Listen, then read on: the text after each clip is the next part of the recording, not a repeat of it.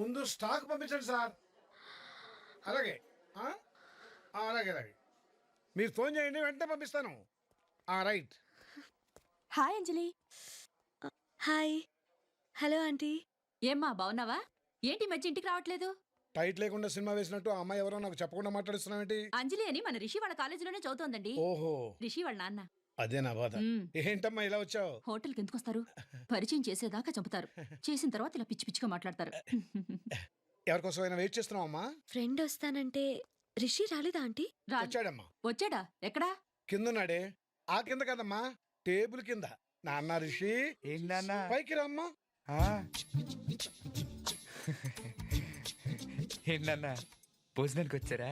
ఈ హోటల్లో కింద కూడా సప్లై చేస్తారా?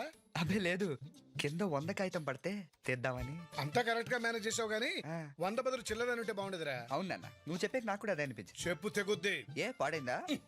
చూసావా? ఏంటి చెప్పులా? మీరు వెళ్ళి అక్కడ కూర్చొని నేను ఈ అమ్మాయితో మాట్లాడుస్తాను. చూడండి, లైఫ్ లో 2-3 సార్లు నేను చెప్పిన మాట వినవే, ప్లీజ్. స్వామి తమరు కూడా ఆల్ ది బెస్ట్. కూర్చో. నీ పేరేంటన్నావు? అంజలి. మావాడికి నీకు సంబంధం ఏంటి? పెళ్లి చేసుకుందాం అనుకుంటున్నారా?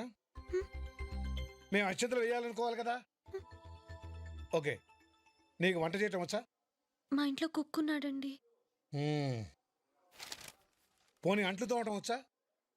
మా ఇంట్లో పని మనిషి ఉందండి. కనీసం బట్టలు ఉతరడమైనా వచ్చా? మా ఇంట్లో వాషింగ్ మెషిన్ ఉందండి. అట్లీస్ట్ ఇల్లు తుడవడం అయినా వచ్చా? మా ఇంట్లో వాక్యూమ్ క్లీనర్ ఉందండి. పర్ఫెక్ట్. నాకు ఎలాంటి కోడలు కావాలనుకున్నాను, అలాంటి అమ్మాయి దొరికింది. I'm happy. నేను అన్ని పనులు నేర్చుకుంటానండి. వద్దమ్మా, నువ్వే పనులు నేర్చుకోవద్దు. రేపు పెళ్ళాక మా వాడు వంట చేసుకుంటూ, అంట్లు తోముకుంటూ, బట్టలు ఉతుక్కుంటూ.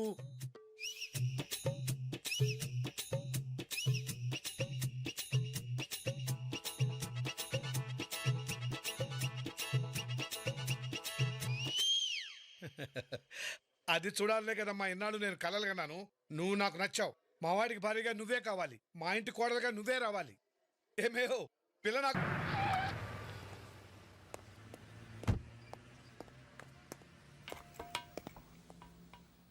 ఏం కావాలి సార్? నువ్వు వెళ్ళు బయటికి. ఏంటి సార్? నువ్వు వెళ్ళు బయటికి.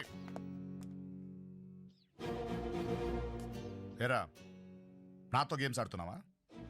నీ గురించి సరిగ్గా ఒక్క నిమిషం నేను ఆలోచించానంటే ఆ తర్వాత ఏం జరుగుతుందో ఊహించడానికి కూడా నువ్వు ఉండవు. నేను నీకు ఆ రోజే చెప్పాను, డబ్బు తీసుకుంటే మళ్ళీ నా కూతురికి కనపడకూడదని. నా ముందు నిలబడ్డానికి కూడా సరిపోని నీకు డబ్బులు ఎందుకు ఇచ్చానో తెలుసా? కనీసం మాట మీద నిలబడతావని. ₹1 ప్రేమించిన అమ్మాయిని వదిలేసే నాలాంటోడు మాట మీద నిలబడతాను మీరు ఎలా అనుకున్నారు అంకల్? ఓకే, నిలబడతాను నేను అన్నాను, కానీ మీరెలా నమ్మారు అంకల్? You bastard. ఇక్కడ మండుతుంది కదా, దాన్ని డాక్టర్లు బీపీ అంటారు. మామూలుగా జనం కోపం అని కూడా అంటారు. మీరు నాకు ₹1 ఇస్తాను, నా కూతుర్ని వదిలేస్తామని అడిగినప్పుడు ఇదే కోపం ఇంతకంటే 10 times ఎక్కువగా వచ్చింది నాకు. కానీ అప్పుడు నేను డబ్బుతో మీరు బ్రెడ్ని కొనగలరు, ఆకలిని కొనలేరు. బెడ్ని కొనగలరు కానీ నిద్రను కొనలేరు. అన్నిటికంటే ముఖ్యంగా నా ప్రేమను కొనలేరని చెప్పాను అనుకోండి, అర్థం కాదు. కుర్రాడు ఆవేశం లేదో తెలియక మాట్లాడుతున్నాడని నవ్వుకుంటారు. అది ఇప్పుడు చెప్పాను అనుకోండి, మీకు బాగా అర్థం అవుతుంది. అందుకే చెప్తున్నాను, డబ్బుతో మీరు బ్రెడ్ని కొనగలరు కానీ ఆకలిని కొనలేరు. బెడ్ని కొనగలరు కానీ నిద్రను కొనలేరు.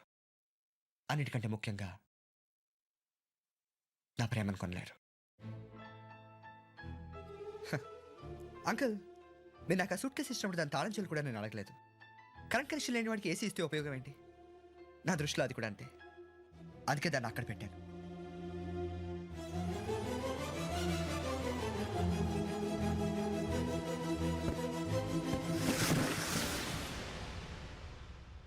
డబ్బు ఎక్కువ ఉంది కదా అని కనిపించిన ప్రతిదాన్ని కొనేయడానికి ట్రై చేయకండి అంకుల్. తాజ్మహల్, చార్మినార్ నాలాంటి కుర్రాళ్ళు చూడ్డానికే, కొనడానికి మీరు సరిపోరు.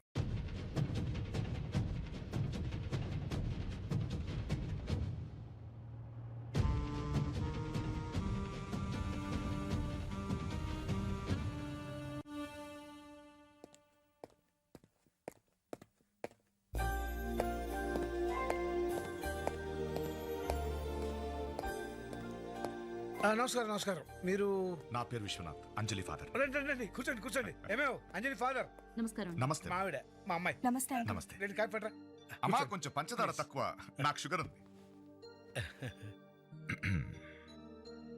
ఆ, అంజలి మీ అబ్బాయి మీకంతా తెలుసు అనుకుంటాను. తెలుసండి. అసలు నేనే వచ్చి మీతో మాట్లాడదాం అనుకున్నాను. నీ పేరేంటమ్మా? సుజాత్ అండి. మీ అమ్మాయికే సంబంధాలు చూడట్లేదా? అప్పుడే తొందర ఏముందండి, ఇంకో 2-3 ఏళ్ళకి చేద్దాం అనుకుంటున్నాం. ఇప్పటి నుంచే చూడడం మొదలెడితే గానీ ఇంకో 2 ఏళ్ళు కావదండి. అండ్ మోరోవర్ అందరూ మా అమ్మాయిలాగా వాళ్ళకి కావాల్సిన వాళ్ళని వాళ్లే చూసుకోలేరుగా. ఎలాగూ వియంకులం కాబోతున్నాం.